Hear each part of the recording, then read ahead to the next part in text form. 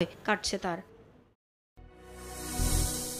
Ricky Ponting বলেছিলেন বাংলাদেশের সামর্থ্য নেই। ডিভিলিয়ার্স বললেন টাইগাররা চ্যাম্পিয়ন হবার মতো দল নয়। নাজমুল শান্ত বলে গেলেন চ্যাম্পিয়ন হতে চান। এখন টাইগার ভক্তরা পড়ে গিয়েছে দ্বিধাদ্বন্দ্বে, কাকে রেখে কার কথা মানবে। চ্যাম্পিয়ন্স ট্রফির আগে বাংলাদেশকে নিয়ে চলছে কথার লড়াই। লিজেন্ডরা বাংলাদেশকে সমীহ না করলেও বারবার টাইগারদের প্রসঙ্গই উঠে আসছে তাদের আলোচনায়। নিজের ইউটিউব চ্যানেল এবি ডিভিলিয়ার্স 360-তে এবিডি বলেন টাইগাররা নাকি নকআউট পর্বই পেরোতে পারবেন না।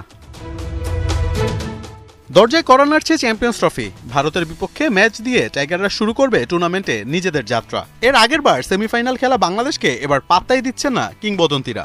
রিকি পন্টিং বলেছিলেন বাংলাদেশ থেকে এগিয়ে আফগানরা। এবার বাংলাদেশকে নিয়ে ভবিষ্যৎবাণী করলেন সাউথ আফ্রিকার লিজেন্ড এবি ডিভিলিয়ার্স। সত্যি বলতে আমার মনে হয় না তারা নকআউট পর্বে যেতে পারবে। বাংলাদেশের ভক্তরা আমার উপর রাগ করতে পারেন এটা বলাই, কিন্তু আমার সত্যিই মনে হয় না তারা নকআউট পর্বে যেতে পারবে। তবে বাংলাদেশকে নিয়ে আসার কথাও জানিয়েছেন এবিডি, কারণ তিনি নিজেও জানেন ক্রিকেট আনপ্রেডিক্টেবল গেম। ডিভিলিয়ার্স টাইগারদের দেখছেন আন্ডারডগ হিসেবেই। বাংলাদেশ একটা অঘটন ঘটাতে পারে, তারা ভালো দল কিন্তু চ্যাম্পিয়ন হওয়ার মতো দল নয়। তবে বাংলাদেশের সমর্থকদের জন্য শুভকামনা রইল। 5 পাণ্ডবের 2 পাণ্ডব খেলবেন এবারের চ্যাম্পিয়ন্স ট্রফিতে।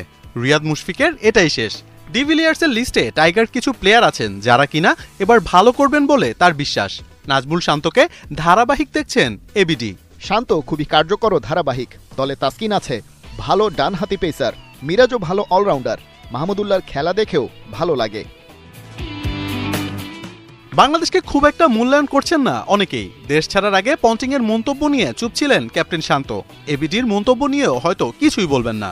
শান্ত বলে গিয়েছেন চ্যাম্পিয়ন হতে চান, অর্থাৎ জবাবটা দেয়া হবে মাঠেই।